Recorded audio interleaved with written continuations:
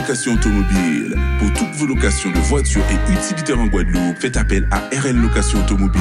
Avec RL Location Automobile, réservez en toute tranquillité, 7 jours sur 7, 24 heures sur 24. RL Location vous propose une large gamme de voitures et d'utilitaires au meilleur prix sur le site internet www.rl-location.com. RL Location, c'est aussi l'assistance et la livraison. Pour tout renseignement, contactez-nous au 05 90 106 687. RL Location Automobile, la location en toute simplicité.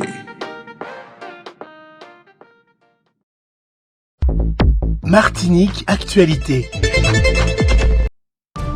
Le président Letchimy a participé à la cérémonie de célébration des 40 ans de la création de l'Université des Antilles. Les syndicats martiniquais de l'éducation nationale ont réagi à la suppression d'un certain nombre de postes dans notre académie. Votre sondage, pensez-vous que la Martinique soit si contaminée qu'on le dit par le chlordécone ? Et en fin de journal, vous retrouvez votre savoir et réfléchir. Les aliments riches en fibres sont à éviter en cas de gastro-entérite et plus généralement de diarrhée, puisqu'ils stimulent le transit intestinal et favorisent l'émission de sel. La qualité de l'air aujourd'hui est moyenne. Le SMIC mensuel va augmenter de 24 € à partir du 1er janvier. Roger Avril, le seul accusé présent au procès de Marion Génin, a dit ceci: « Je vous le dis en vous regardant dans les yeux, je n'ai jamais vu, je n'ai jamais touché, je n'ai jamais battu Marion Génin. Je ne l'ai pas tuée, je me suis retrouvé avec ces 3 gars, j'ai entendu parler d'elle au journal télévisé. » Rappelons que 4 hommes sont impliqués dans cette affaire. Sainte-Lucie refuse toujours l'extradition de 2 d'entre eux. Un 3e refuse de participer au procès. Hier, jeudi, outre l'accusé qui parlait pour la première fois, on a surtout entendu les parents de la victime, des moments pleins d'émotion. Le président Letchimy a participé hier, jeudi 15 décembre, aux côtés du président du Conseil régional de Guadeloupe, Harry Chalus, à la cérémonie de célébration des 40 ans de la création de l'Université des Antilles, UA. Le président du Conseil exécutif a appelé à l'esprit de cohésion entre la Martinique et la Guadeloupe, notamment face aux défis de la chute de la démographie à laquelle ces 2 pays sont confrontés. Si nous voulons une université, nous devons la faire ensemble, a déclaré M. Letchimy. Il a invité l'UA à développer une stratégie ambitieuse en matière de positionnement au sein de la Caraïbe, à créer un pôle universitaire de la mer, à développer les formations hébergées localement dans les domaines du numérique et de l'aérien. Le président du Conseil exécutif a également proposé de créer en Martinique une école d'urbanisme et d'architecture. Enfin, le président Letchimy a proposé qu'un programme pluriannuel de partenariat entre la CTM et l'UA soit adopté prochainement par l'Assemblée de Martinique afin d'acter du développement de l'UA et de son pôle de Martinique à partir de ces projets concrets. Nos 2 pays, sans université performante, risquent de se livrer aux errances du hasard et à la dépendance mentale et psychologique, a-t-il conclu. Grâce notamment à l'infatigable et magnifique travail de Fabrice Di Falco, depuis aujourd'hui vendredi et jusqu'à dimanche, la ville de Saint-Pierre va vibrer au rythme de la musique lyrique et notamment des opéras. Cela se passe dans les vestiges du théâtre de Saint-Pierre dans le cadre du festival Philaos. Les contes d'Hoffmann seront joués gratuitement en français.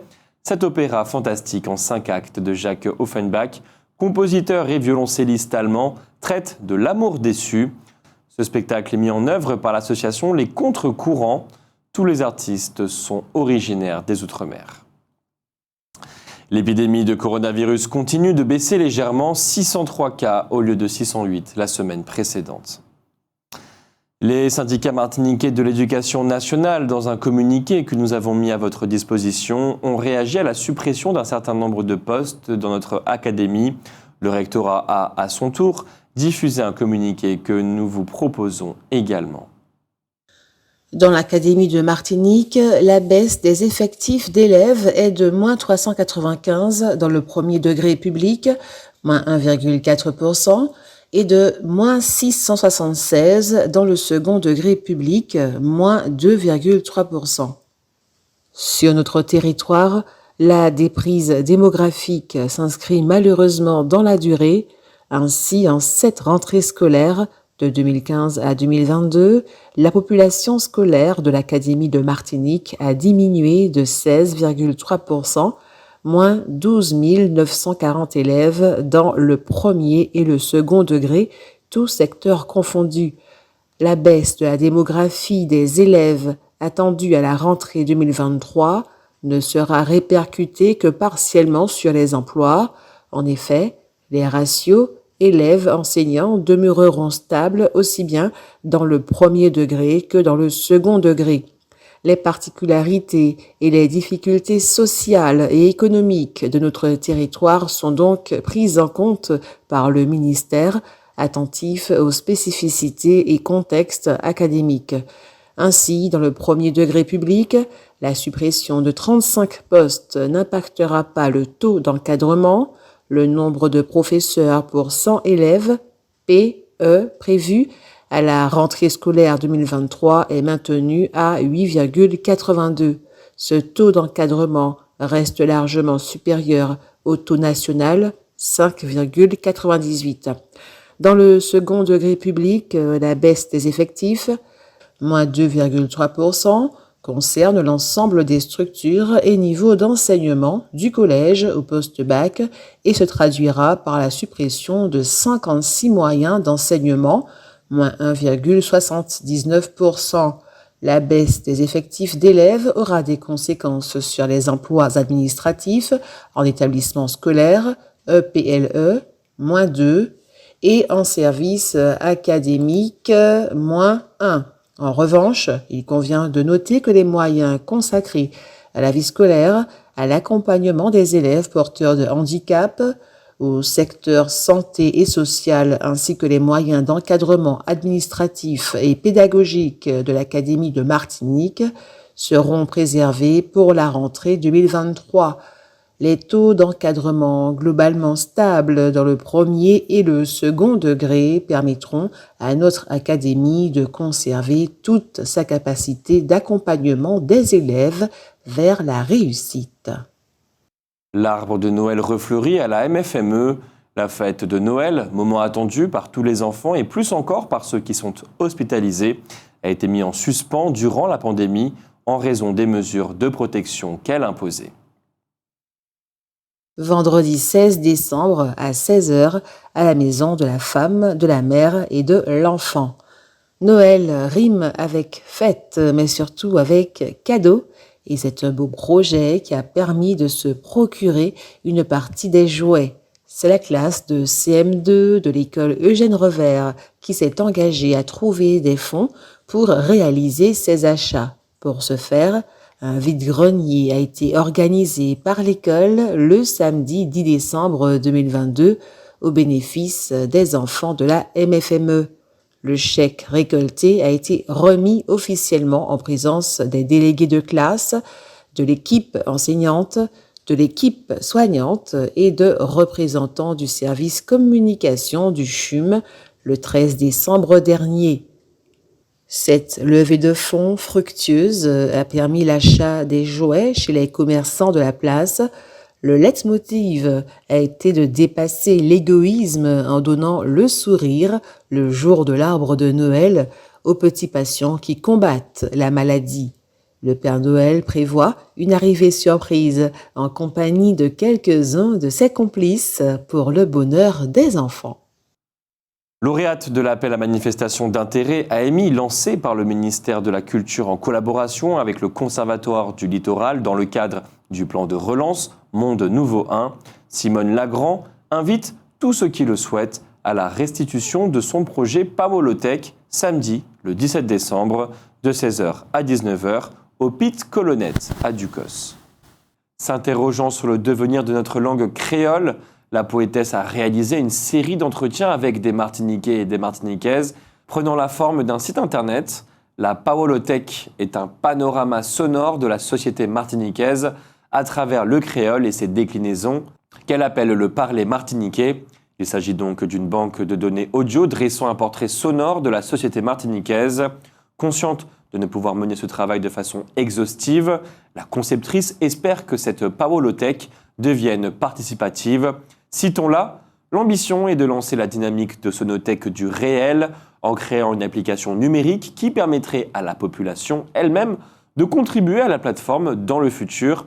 Avec ce projet, je voudrais donner sa chance à un monde qui embrasse avec vitalité l'ancien et le nouveau créole pour imaginer le créole de demain. Fin de citation.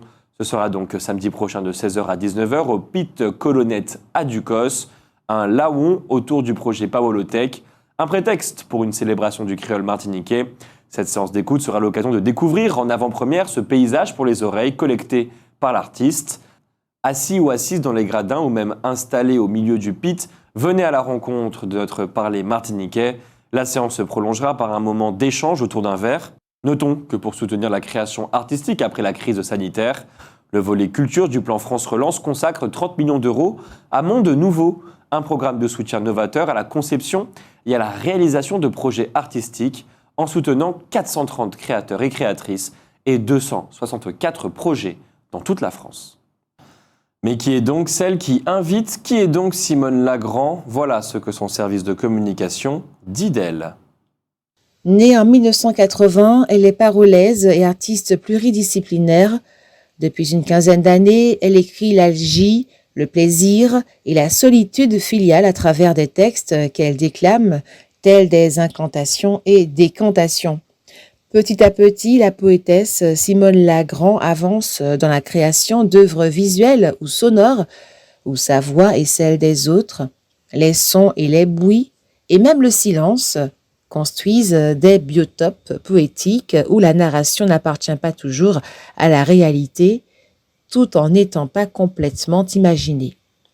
Récemment présentée à Saville Contemporary à Berlin et SESC Pompeia à Sao Paulo, ses écrits imprécis et sonores prennent parfois la forme d'installations, de récitals, d'offrandes poétiques ou de performances.